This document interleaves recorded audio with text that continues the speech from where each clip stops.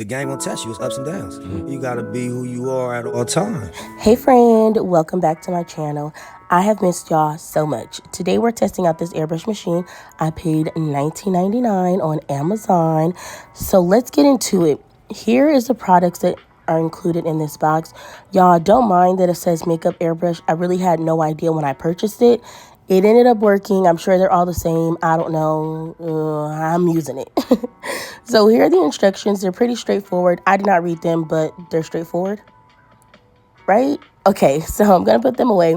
Here's the actual airbrush canister and the airbrush gun. Airbrush brush, sure.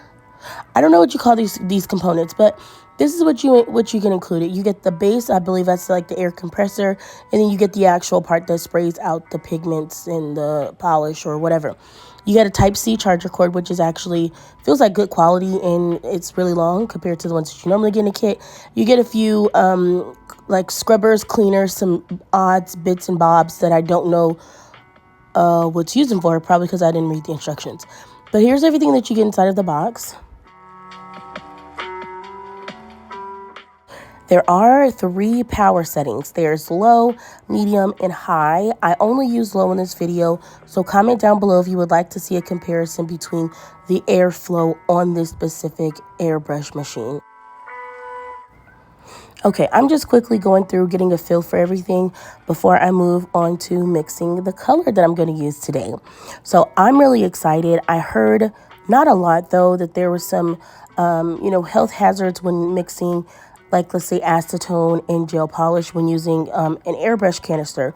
So I wanted to try to use a different method. I am going to take some rubbing alcohol and my $10.99 loose pigments I ordered from Amazon. If you are here from my TikTok channel, then you already know these are goated. I'm going to go ahead and mix in enough isopropyl alcohol really to complete 2 hands. Although in this video, I'm only using it for 1 finger.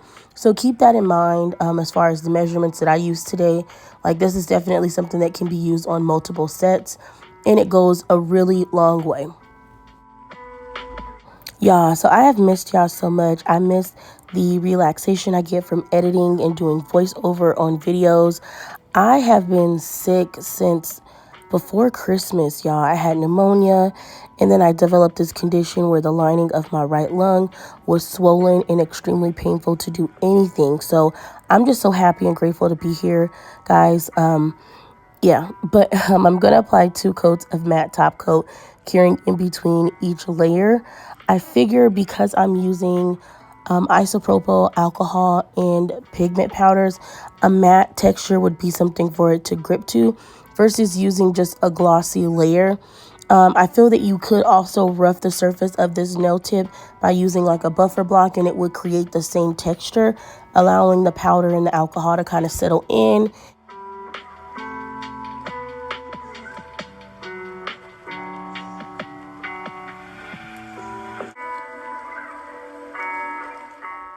So I am turning on the airbrush machine, and I'm just going to test it out on a napkin. I've never used an airbrush machine before, did not read the instructions, so I'm just pulling the lever back and trying to gauge the airflow before going in on the nail.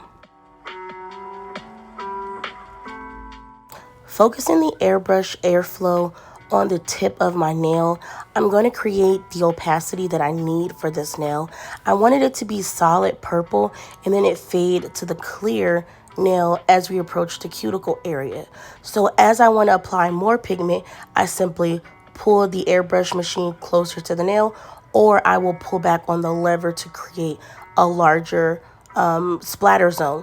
Now, in order for me to keep the nail ombre, it works best for me to just bring it closer versus pulling the lever back further. I feel when you pull the lever back further, the circle gets larger, therefore it disperses the powder for a larger surface, which doesn't really necessarily benefit such a small nail like this one. This is a size 8 for reference. It's a very tiny nail. So in order for me to control the pigment, it was a lot easier for me just to bring the airbrush canister closer to the tip of the nail. Okay, because I did not use any gel polish, I just allowed the isopropyl alcohol to dry on this nail before going in with the top coat. I'm not going to hold you. I was so scared. I thought it was smudge. I didn't think the pigment powder would be embedded inside of the matte top coat. So I'm so glad I decided to go that route. The top coat applied beautifully, and this nail is just so gorgeous. I hope this is a healthier alternative to using gel polish with acetone, as I've seen a lot of people complain about health hazards, but I really do not know. Let me know what you guys think down below.